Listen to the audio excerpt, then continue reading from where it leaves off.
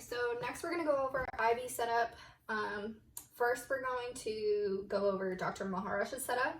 So for every setup, you're going to start with a paper towel. So then we're going to have an IV line and a bag. Your IV fluid is going to depend on your patient. The only times you really have to be concerned with it is if you have a diabetic patient. Most times we're just going to use D half normal, which is 5% dextrose and 0.9 sodium chloride, which is just normal saline, so the D half normal.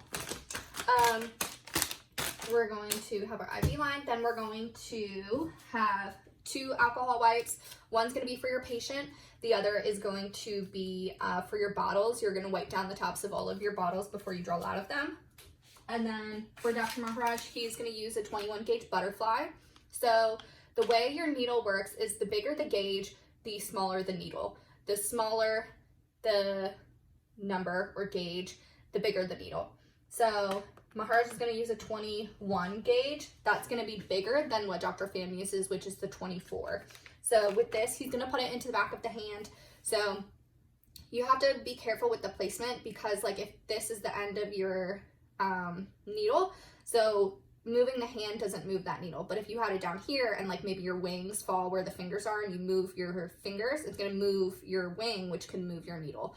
So same way, we're not going to put a butterfly here because when you bend your arm, that needle's still in there, it's going to move the needle and it can blow through the other side of the vein. So the butterfly needs to be somewhere that's stationary where movement doesn't affect it. Next, we're going to have gauze. You want at least 2 of the 2x2, so that way when you take it out, you can put that onto the IV site and tape it down. And then next, we're going to have our 5cc syringes. So we're going to start with 1 5cc for Versed. Fentanyl, we need 2 5cc syringes because the fentanyl vial is 2 cc's or 2 mLs. And the patient's only going to get 1. So we draw it up and we split it into 2 syringes. And then once it's drawn, 1 would go into the box and 1 would stay here. But for preparation, we put 2 out. Then we use a 5cc syringe for propofol for Dr. Maharaj. The reason we do that, so he could have, like let's say you only have 2 IVs that day. So you could set out a 10 and then draw up 10 and 10. But then, as we know with Dr. Maharaj, he will see emergencies. He'll turn anything into surgery. Pham is not too inept to do that. But with Dr. Maharaj, we will draw up 5, and then that's usually like all he's gonna want to use anyways.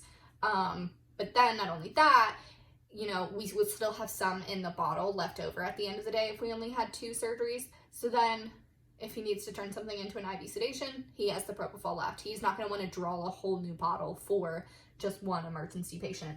So he will always do a 5cc syringe for propofol. Now for our syringes on the side, we're going to have 2 of the 3cc syringes. Maharaj gives 2 and 2, which is 2 cc's of dexamethasone and 2 cc's of ondansetron, and he puts that into the bag.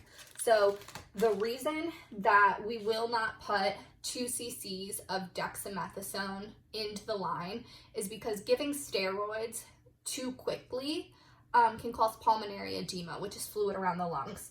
So you'll even see with Dr. Pham, if he does 2 cc's of dexamethasone, he'll say give 1 and give 1 more 5 minutes later, or I think it might be 10 minutes later. But yeah, so you never give 2 immediately through the IV line, but he'll give 2 and 2 and he puts those into the bag. Those are going to control our swelling and our nausea. So then you will always want to make sure that you have plenty of extra. So they have, you know, some in here, but if not, you want to just lay them up here. The most important ones to have are going to be your 3cc syringes because our emergency drugs are going to be drawn up in these. So have those ready because if you need a reversal like naloxone or flumazenil, you don't want to be scrambling around for syringes. We need those right now. So no matter what, at all times, you always need extra 3cc syringes sitting here and ready. So then we are also going to have our tourniquet out, have that there. And then you're also going to have your labels. Versed, ketamine, and fentanyl. So Versed is orange, ketamine is yellow, fentanyl is blue. So you'll have those sitting there.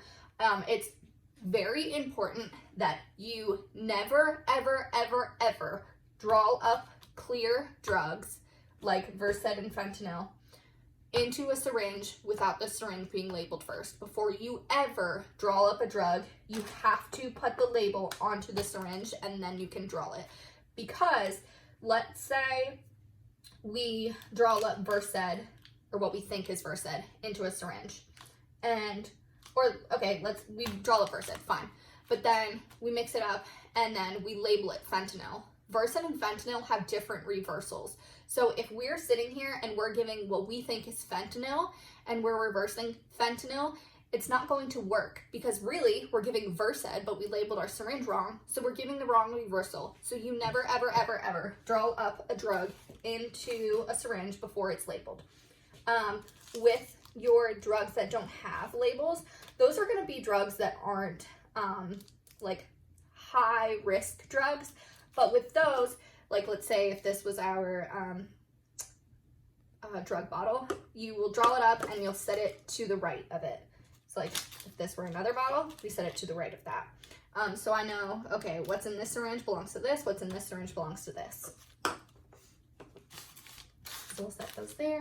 And then that's going to be our setup for Dr. Maharaj.